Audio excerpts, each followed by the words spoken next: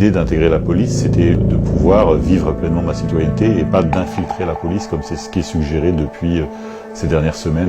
Attention, voilà, la police est infiltrée par les arabo-musulmans, les Africains originaires des banlieues.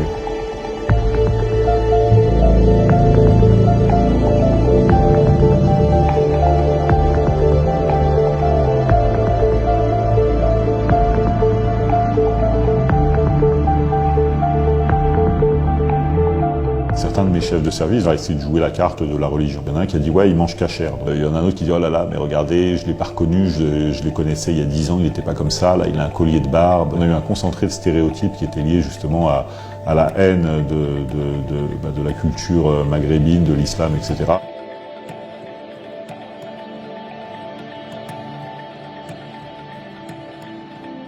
J'étais affecté dans un premier temps à la sous-direction de l'information générale. On a été confronté assez rapidement à la menace terroriste. Il y a eu des créations de groupuscules islamistes radicaux, Force Analisa, etc. Puis ensuite les départs en Syrie, Al-Qaïda, puis les attentats de Charlie, 13 novembre.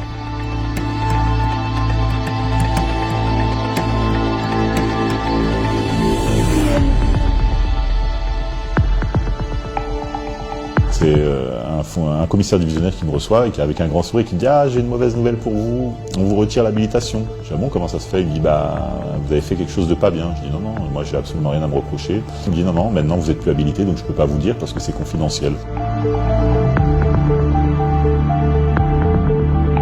La documentation raciste que j'ai pu découvrir au sein du service, les affichages, etc., c'est quand même des choses assez violentes. J'ai quand même trouvé un mail dans la boîte des responsables hiérarchiques qui appelait au meurtre des musulmans, etc. L'administration s'est gardée de toute poursuite.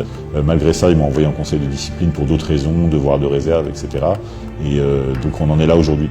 Le traitement d'un cas comme Noam, c'est-à-dire de l'envoyer et de le poursuivre disciplinairement pour le faire taire, il n'y a pas d'autre mot. On n'est pas un cas isolé, parce que juste après les attentats de Charlie Hebdo et encore après du Bataclan, il y a eu toute une vague de méfiance et de suspicion au sein de la police nationale et beaucoup de collègues qui étaient présumés de confession musulmane qui ont été écartés de certaines missions.